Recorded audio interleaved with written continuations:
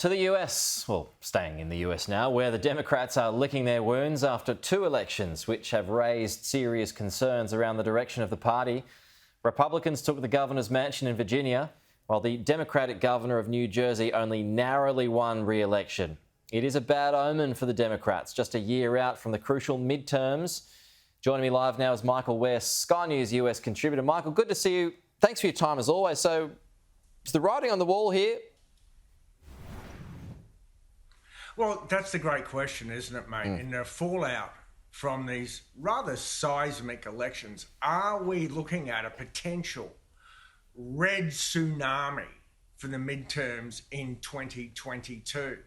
Because we've got several takeouts from these gubernatorial elections in Virginia and New Jersey and other elections around the country. Because for a start, we saw a portion of independent and suburban voters who put President Biden into office drift to some degree to the Republican Party.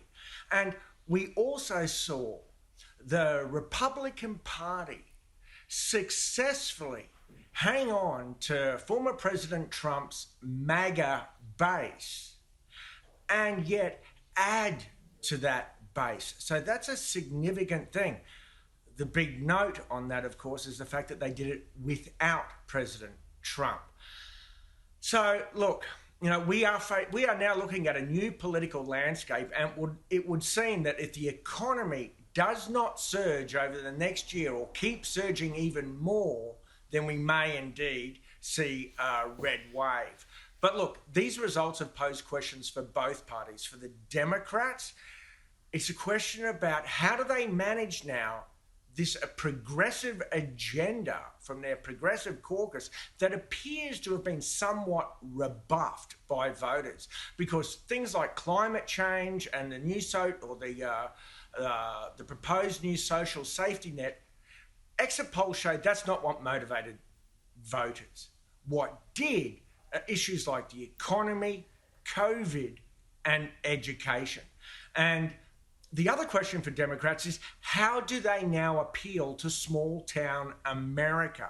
Because they got pummeled in rural areas. I mean, just in Virginia alone, in 2008, the Republicans won only 4 counties by 70% or more.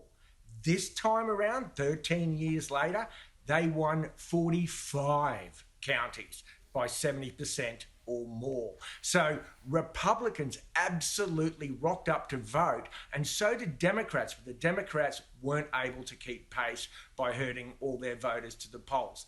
The other thing, though, for Republicans is, does this raise questions about Trump toxicity?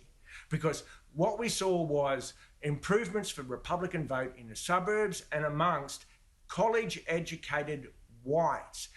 By and large, these are people who will vote Republican but probably won't vote Trump.